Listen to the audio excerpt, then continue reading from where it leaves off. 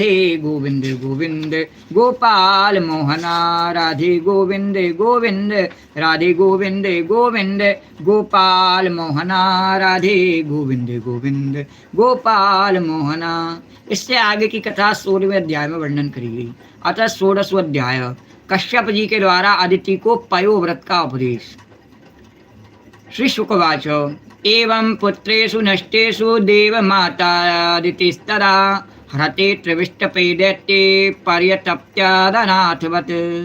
एकदा कश्यपस्तस्य आश्रमं भगवानगात् निरुत्सवं निरानन्दं समाधेरविरतश्चिरात्। सा पत्नी दीनवदनां कृतासन परिग्रह सवाजितो यथा न्याय्यम् इदमाह कुरुद्वः।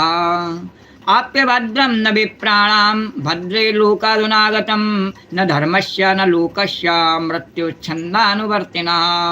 अपि वा कुशलं किञ्चित् गृहेषु गृहमेदिनी धर्मस्यार्थस्य कामस्य यत्र योगो अयोगिनाम्। अपि बाधितः योऽभ्येत्य कुटुम्बासक्त्या त्वया गृहात् पूजिता याता प्रत्युत्थानेन वा क्वचित्। गृहेषु ये स्वतस्थियो नार्चिता सलिलैरपि और यदि निर्यान्ति ते नूनं फेरुराजा ग्रहोपमः। अप्यग्रस्तस्तु बीलायां और न होता हविषा सते तयोद्विग्न धिया भद्रे प्रोषते मय कर्चिता। यत् पूजया कामदुघान् याति लोकान् ग्रहान्विता। और ब्राह्मणो अग्निश्च वै विष्णो सर्वदेवात्मनो मुखम्। ब्राह्मणो अग्निश्च वै विष्णो सर्वदेवात्मनो मुखम्।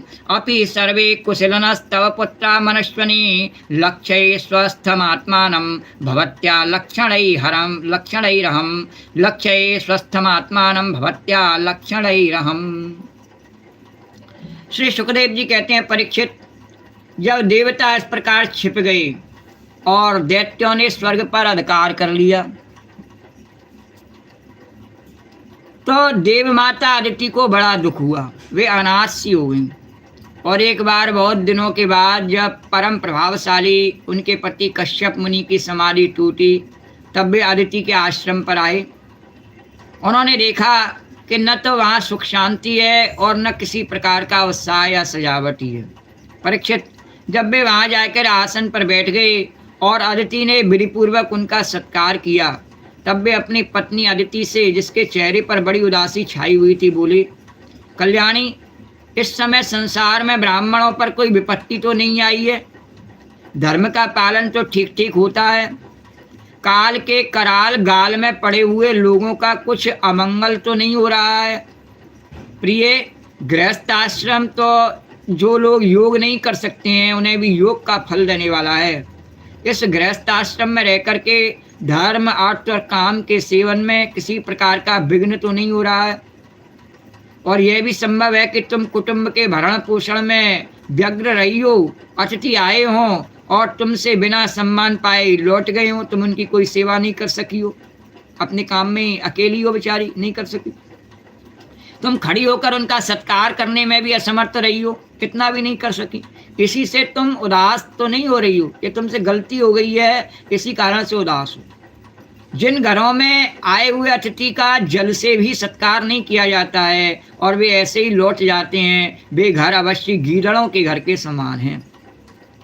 और प्रिय, संभव है मेरे बाहर चले जाने पर कभी तुम्हारा चित्त उद्विग्न रहा हो और समय पर तुमने भविष्य से अग्नियों में हवन न किया हो। जब प्राचीन काल में जब पति चला जाता तो उसकी पत्नी हवन करती, ब्राह्मणी। ऐसा नहीं है कि वो घर में हवन नहीं करती, अग्निहोत्र नहीं करती, तो तुमने भविष्य से अग्नियों में हवन न किया हो, ये पाप तो नहीं किया तुमने। और सर्वदेव में भगवान के जो मुख हैं, ब्राह्मण और अग्नि, तो गृहस्थ पुरुष यदि इन दोनों की पूजा करता है तो उससे इस लोक की प्राप्ति होती है जो समस्त कामनाओं को पूर्ण करने वाले हैं, उन लोगों की उन्हें प्राप्ति हो जाती है जो ब्राह्मण और अग्नि देवता को संतुष्ट करता है। प्रिय, तुम तो सर्वदा प्रसन्न रहती हो, परंतु तुम्हारे बहुत से लक्षणों से मैं देख रहा हूँ उस समय कि तुम्हारा चित्त अस्वस्थ है, और तुम्हारे सब लड़के तो कुशल मंगल से हैं ना। अब उन्होंने जो पूछने की बात थी वो सबसे आखिर में पूछी कश्यप जी ने। बोले तुम्हारे लड़के तो कुशल मंगल से हैं ना, वो बेचारे स्वर्ग को छोड़ करके भिखारी बने हुए इस समय इसलिए उनकी माता रो रही।